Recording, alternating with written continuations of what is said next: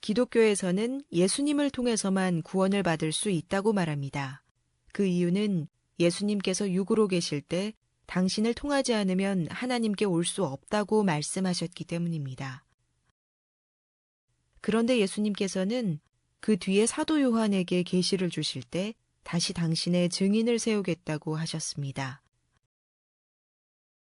그 두 증인은 두 감람나무와 두 촛대인데 촛대는 교회를 의미합니다. 두 촛대는 두 감람나무를 따르는 자들을 말합니다. 따라서 두 촛대는 감람나무의 가르침을 받고 증인의 역할을 하게 됩니다. 복음서 말씀만 본다면 예수님께서 십자가를 지심으로 하나님의 뜻이 이루어졌고 믿는 자들은 예수님의 재림만 기다리면 되는 것으로 보입니다. 그런데 예수님은 승천하신 뒤에 사도 요한을 통해 계시를 주셨고 다시 당신의 증인을 세우겠다고 말씀하고 있습니다. 예수님께서 이 땅에 계실 때 제자들에게 주셨던 말씀만으로 하나님의 뜻을 다 이룰 수 있었다면 계시록에서 다시 증인을 세우겠다고 말씀하실 이유가 없었을 것입니다. 예수님은 왜 사도 요한에게 계시록을 쓰게 하셨을까요? 그것은 예수님께서 승천하신 후 하나님께 책을 받으시고 하나님의 계획을 온전히 알게 되셨기 때문입니다. 예수님께서 받으신 그 책은 아무도 볼 수 없도록 7인으로 봉해져 있었습니다. 그런데 예수님께서 십자가 위에서 희생하는 사명을 완수하고 이겼기 때문에 그 책을 볼 자격을 갖게 되셨습니다. 예수님께서 그 책을 볼 수 있게 되었다는 것은 대단히 중요한 의미를 갖고 있습니다. 그 의미는 첫째, 예수님도 그 책을 받기 전에는 하나님의 뜻을 다 알지 못하셨다는 것이고, 둘째, 사도들이 전한 복음만으로는 하나님의 뜻을 이루는 데 충분하지 않다는 것입니다. 일반적으로 예수님께서 이 땅에 계셨을 때 하나님의 모든 계획을 다 아셨을 것이라고 생각하지만 성경은 그렇게 말하고 있지 않습니다. 하나님께서 아무도 볼 수 없도록 7인으로 봉한 책을 예수님에게 주셨다면 예수님께서는 그 전에 하나님의 뜻을 다 알지 못하셨던 것이 분명합니다. 예수님께서 복음을 전하신 것은 30년대입니다. 사도 베드로와 사도 바울이 복음을 다 전하고 순교한 것은 60년대입니다. 그리고 사도 요한이 계시를 받은 것은 90년대입니다. 제자들의 가르침만으로 충분했다면 예수님께서 굳이 새로운 계시를 주시지 않았을 것입니다. 계시록은 예수님께서 하나님의 책을 보신 후에 알게 되신 것을 전하려고 주신 것입니다. 따라서 계시록의 내용을 알지 못하고는 하나님의 뜻을 이루어 드릴 수 없습니다. 그런데 문제는 계시록의 내용이 비밀로 가득 차 있어서 읽는다고 해도 그 내용을 알 수 없다는 것입니다. 왜 하나님은 당신의 뜻을 이렇게 비밀로 감추실까요? 그 이유는 그 내용을 알아서는 안 될 자들이 있기 때문입니다. 그들은 마귀입니다. 하나님의 계획이 바로 마귀를 멸망시키고자 하는 것입니다. 그러므로 마귀가 그것을 알게 되면 그 뜻을 이룰 수 없도록 회방할 것입니다.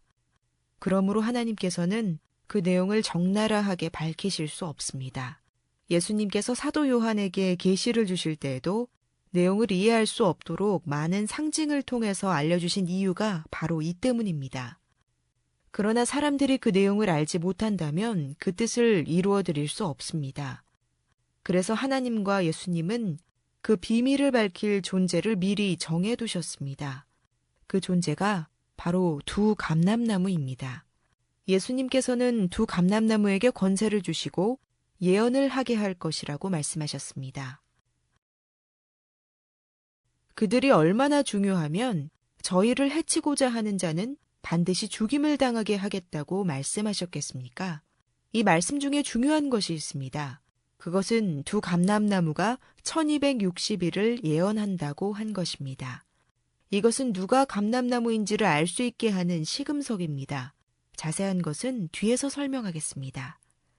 어떤 사람들은 두 감람나무가 사람이 아니고 교회 또는 언약이라고 말합니다. 그러나 하나님께서는 구약시대의 두 감람나무가 두 사람이라고 이미 예언을 해놓으셨습니다. 이렇게 예수님께서 이 땅에 오시기 500여 년 전에 이미 하나님께서 두 감람나무를 예언해 두셨지만 예수님조차도 이 땅에 계실 때는 이것을 알지 못하셨습니다. 그래서 예수님은 제자들이 살아있는 동안에 다시 오겠다고 하셨던 것입니다. 예수님께서 다시 오시기 전에 감람나무를 세워야 한다는 것을 아셨다면 그렇게 말씀하시지 않았을 것입니다. 예수님께서는 이 땅에 계실 때 당신이 십자가를 지고 하나님께 가면 하나님께 성령을 받아 제자들에게 보내주고 곧 다시 올 것으로 하셨습니다. 그러나 그날은 알지 못한다고 하셨습니다. 다시 말해서 그날이 언제인지는 하나님께서 정하실지라도 그날이 멀지 않은 것으로 아셨던 것입니다. 그러나 하나님께서는 그보다 먼저 감람나무를 세우겠다고 스가랴 선지자를 통해 알려주셨습니다. 예수님은 하나님의 책을 받으신 후에 하나님의 계획을 제대로 알게 되셨습니다. 따라서 언제 다시 오게 될지도 당연히 알게 되셨습니다. 그래서 순교자들이 예수님께 언제 원수를 갚아주시느냐고 여쭈었을 때 다음과 같이 말씀하셨습니다. 예수님께서 저들의 원수를 갚아주시려면 순교자들의 수가 더 차야 합니다. 그 수에 대해서는 뒤에서 자세히 설명하겠습니다. 결론적으로 말씀드립니다. 하나님의 뜻을 알게 되신 예수님은 감람나무를 당신의 증인으로 세우겠다고 하셨습니다. 그것은 예수님께서 감람나무를 통해 하나님의 뜻이 마무리 지어진다는 것을 알게 되셨기 때문입니다. 이것이 예수님을 통해야만 하나님께 갈 수 있다고 하신 말씀과 대치되는 이야기인가요? 그렇지 않습니다. 감람나무는 예수님의 증인이기 때문입니다. 기독교인들은 예수님께서 당신을 통해서만 하나님께 갈 수 있다고 하셨기 때문에 더 이상 다른 사람이 필요 없다고 말들을 하지만 예수님은 분명히 감람나무를 당신의 증인으로 세우겠다고 말씀하셨습니다. 감람나무는 하나님께서 당신의 뜻을 이루기 위해 예정하신 인물입니다.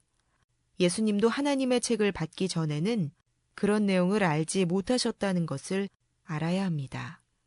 성경에 예언된 인물은 4분밖에 없습니다. 그중 2분은 2000년 전에 오신 세례 요한과 예수님입니다. 2분 중에 세례 요한은 예수님의 길을 예비하는 인물이고 주인공은 예수님이십니다. 그리고 나머지 2 존재는 2 감람나무입니다. 그중 첫 감람나무는 둘째 감람나무의 길을 예비하는 인물이고 주인공은 2번째 감람나무입니다. 자세한 것은 뒤에 설명드립니다. 이어지는 내용에서 구약시대에 하나님께서 스가랴서 외에도 감람나무의 역할을 이미 알려주신 예언이 있음을 보게 될 것입니다.